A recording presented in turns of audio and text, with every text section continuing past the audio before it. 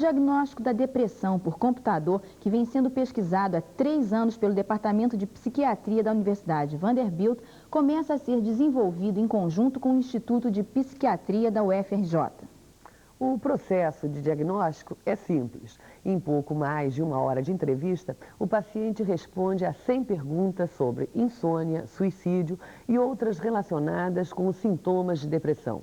As respostas são passadas para o computador, que depois de alguns segundos apresenta um diagnóstico. Dentro de 1 ano, o método será aplicado em vários consultórios do país. E quanto mais rápido, melhor, porque a depressão já atinge 5% da população mundial.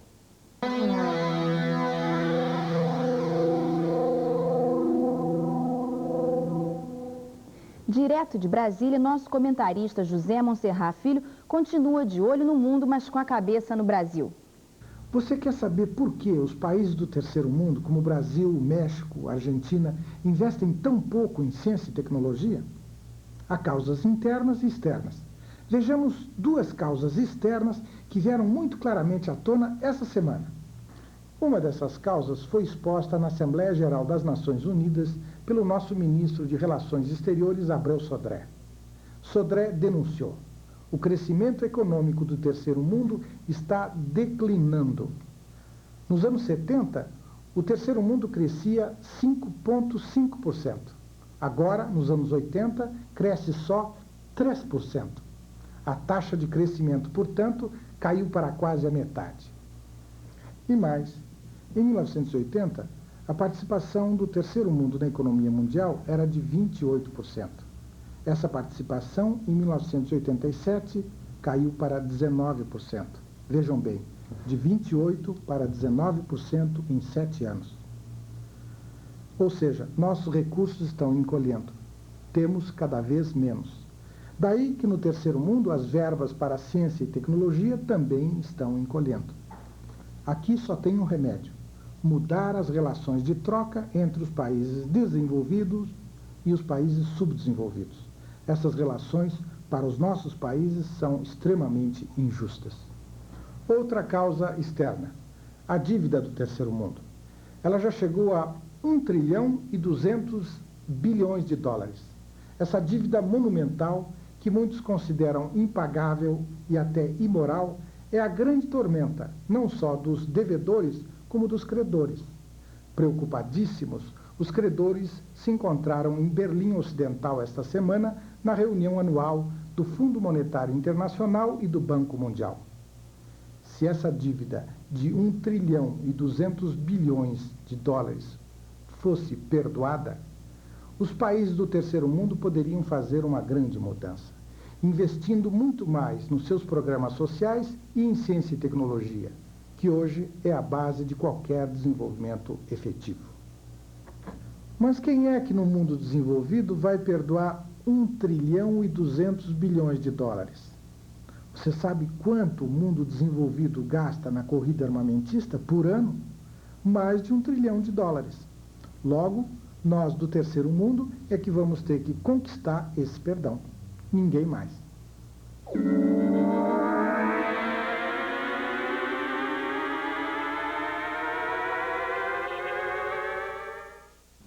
A gente mostrou recentemente aqui uma reportagem sobre a questão dos remédios e a necessidade de toda uma proteção da indústria nacional para conseguir produzir um produto feito aqui mesmo. Pois bem, na questão da informática, todo mundo discute muito a lei da informática e a reserva do mercado de informática. Será que isso seria suficiente para resolver e dar independência ao Brasil? A coisa não é tão simples assim. O Ricardo Jabassi está aqui com a gente, da FINEP, e cuida exatamente do desenvolvimento tecnológico dessa área. Ricardo, os investimentos que o Brasil tem feito na lei permitem a gente antever um futuro promissor de independência?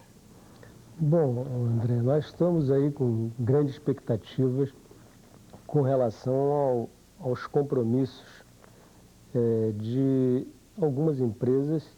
Em 1990, nós temos aqui no Brasil os nossos chips nacionais, fabricados aqui no Brasil. O chip é o coração da máquina, né? Nós podemos dizer que é o cérebro da máquina, é a questão primordial de qualquer bem de informática, a nosso ver.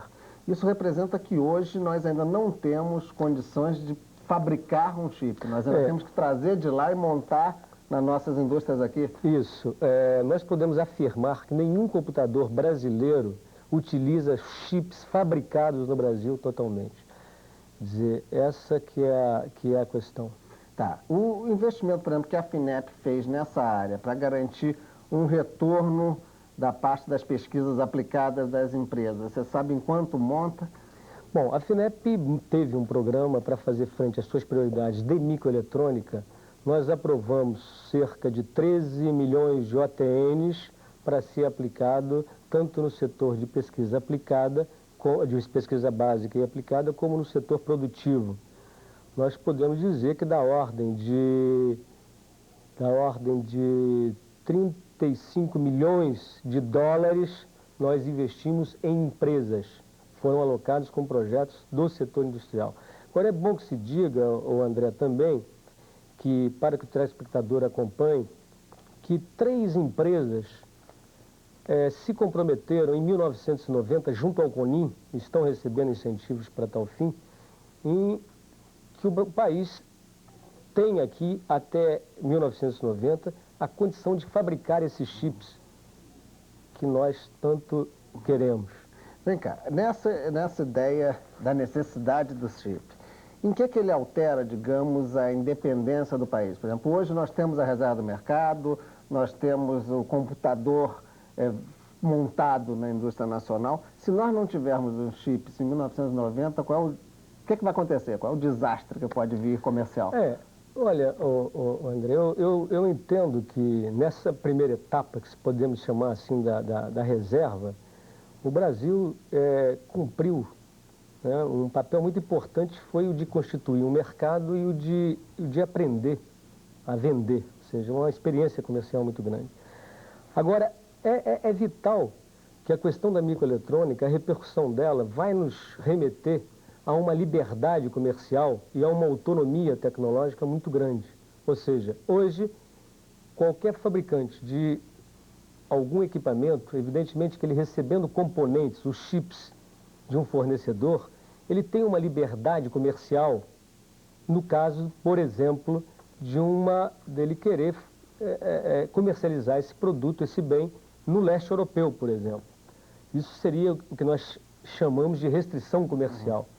No caso de o país querer produzir aqui um circuito customizado, em que o Departamento de Defesa do país fornecedor fizer uma restrição, nós também estaríamos limitados com relação a esse determinado produto. Ou seja, nós temos essa produção muito nos Estados Unidos. Seria o exemplo da questão do supercomputador, quando o Brasil quis comprar, haviam restrições por causa do uso, havia uma série de compromissos. Eu me lembro, inclusive, que na época do ministro Ascher, ele mesmo dizia que era impossível comprar um computador com um nível de restrições, inclusive ideológicas, que se fazia quanto aos operadores. Sim. Que o Brasil não poderia abrir mão dessa soberania. É semelhante isso? Quer dizer, nós perdemos com isso? Em tese é semelhante, só que eu entendo que ela é mais grave do que isso, porque a questão dos chips, eu acho que um computador científico de alto desempenho, como o Cray, por exemplo, que é um computador que controla, digamos assim, a guerra nas estrelas nos Estados Unidos, ele é feito com tal fim, para uma máquina de um poder de fogo muito grande.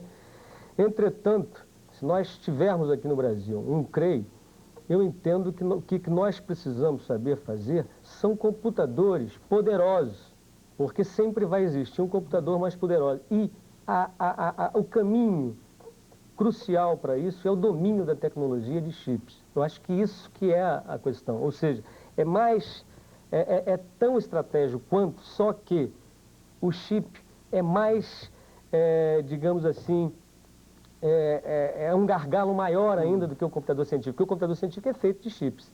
Certo. No caso, essa questão dos chips em relação ao Brasil, nós somos os maiores exportadores do quartzo, quer dizer, da matéria-prima que vem a dar os chips, né? Quer dizer, a matéria-prima física, porque a outra é na cabeça, né? Por que, então, essa nossa dificuldade? Nós temos a matéria-prima, nós já temos pesquisa. Onde você acha que é o nosso gargalo para fazer os chips? Olha, eu acho que o gargalo para fazer os chips é exatamente as empresas investirem em tecnologia são projetos, nós sabemos, de longa maturação, projetos que vão ter maturação aí em 90, iniciados em 86. Agora, realmente são projetos audaciosos que requerem investimentos vultuosos, aí da ordem de 50 milhões a 80 milhões de dólares. Então, repara, nós entendemos que o gargalo é exatamente, se é que podemos chamar de gargalo, está na audácia de se investir em tecnologia para que se espere que o país possa ter esse know-how tão importante para que chegue ao final de 1990 o país possa ter um poder de competição, a indústria ter, de uma maneira geral, porque a gente não pode pensar na importância dos chips exclusivamente atrelado à indústria de informática. Então, pelo menos fica essa visão aí que a gente tem que se dedicar à pesquisa, senão não vai ter chip dedicado às tarefas específicas, certo? É isso aí.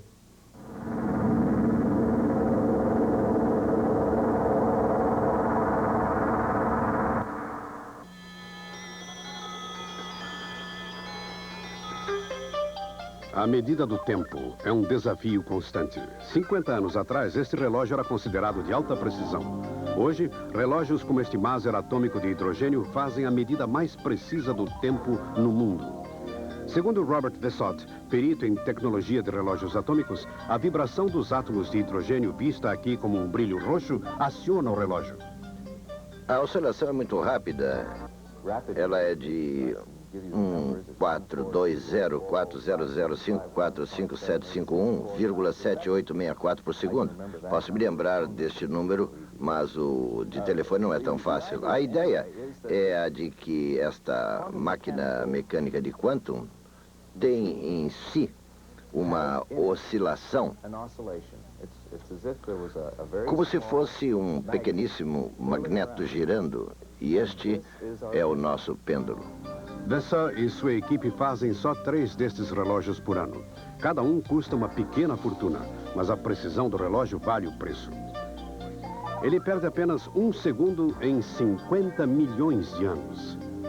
Mas existe realmente necessidade de tal precisão? Existe. Por exemplo, as cadeias de TV usam relógios atômicos para controlar a frequência e a sincronização de suas transmissões. Os astrônomos e cientistas também o usam para rastrear e marcar exatamente a localização dos satélites em extensas regiões do espaço. Cada Maser atômico de hidrogênio é construído individualmente. Vessott e seus técnicos trabalham juntos há muitos anos e aperfeiçoaram sua tecnologia. É tudo uma questão de ser muito consciencioso. Ainda usamos técnicas elétricas e eletrônicas muito convencionais, para não dizer antiquadas, pois o nosso objetivo é a confiabilidade. Um relógio que para não serve.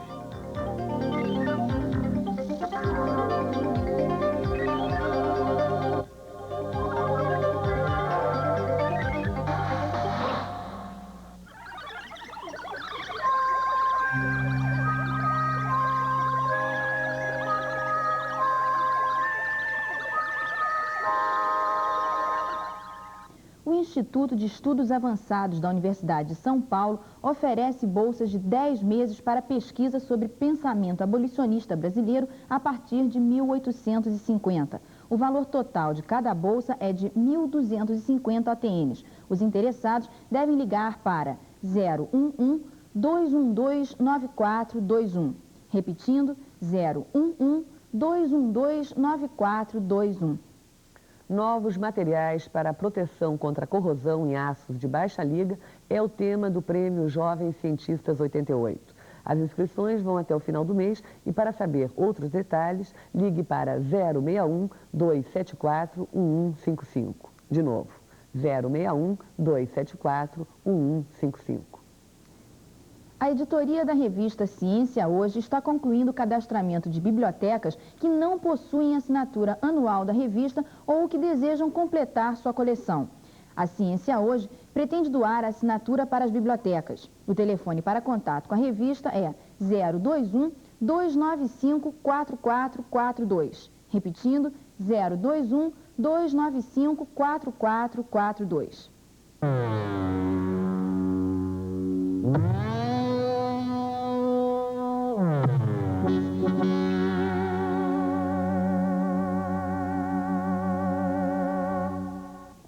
Conseguir partir o corpo humano em fatias, assim como os mágicos fazem, sem utilizar serrote ou causar dor, parece um feito impossível, mas não é.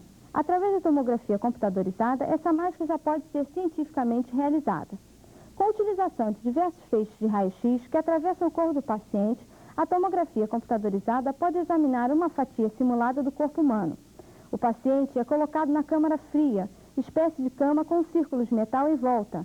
Em pontos extremamente simétricos do círculo são colocados as fontes de raio-x e o detector.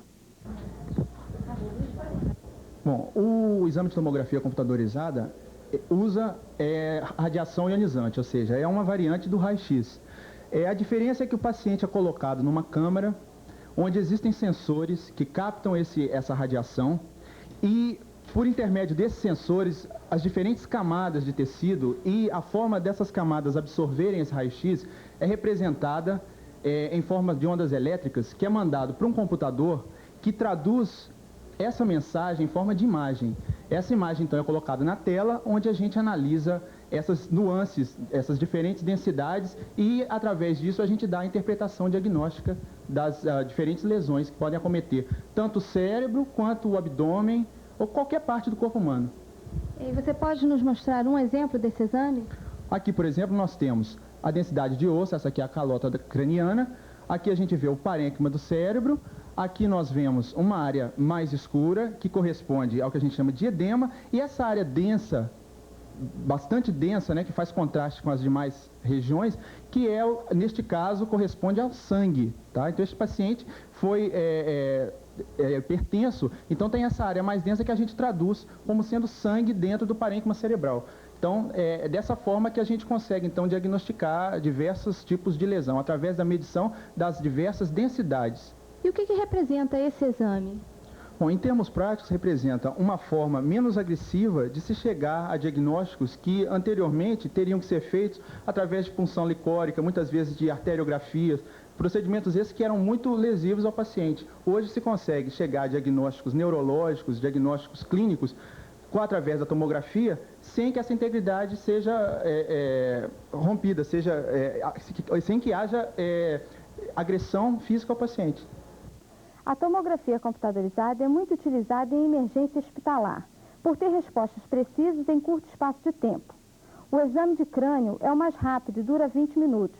O mais demorado é o de coluna e dura 40 minutos. Os cortes do corpo humano são feitos com diferença de 2 milímetros e demoram 5 segundos para aparecer na tela do computador.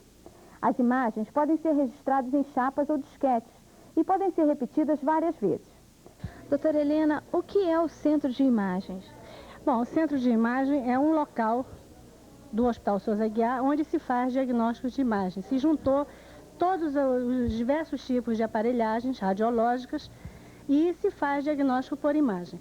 Atualmente, o centro de imagem é constituído de 2 serviços. O serviço de radiodiagnóstico, que é o raio-x convencional que nós temos, que nós já tínhamos há anos, mas que agora está sendo totalmente mudado os vários tipos de aparelhos, e o serviço de tomografia computadorizada e ultrassonografia, incluindo também a ecocardiografia, que é o ultrassom do coração. E o que representa o centro de imagens para um hospital como o Souza Aguiar, que é de emergência? Eu acho que representa grande número de pacientes que aqui vêm ao centro de imagem para os seus diagnósticos finais ou de controle e etc. Então, o centro de imagem é uma parte do hospital altamente pulsante, né? E aqui, portanto, se faz o diagnóstico para as intervenções imediatas, ou hospitalização, ou outro tipo de conduta médica a ser feita.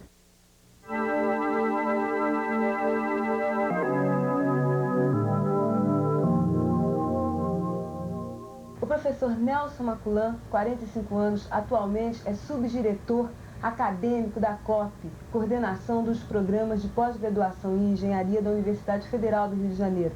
É também professor do Programa de Engenharia de Sistemas e Computação da COP, além de professor do Departamento de Matemática Aplicada da UFRJ.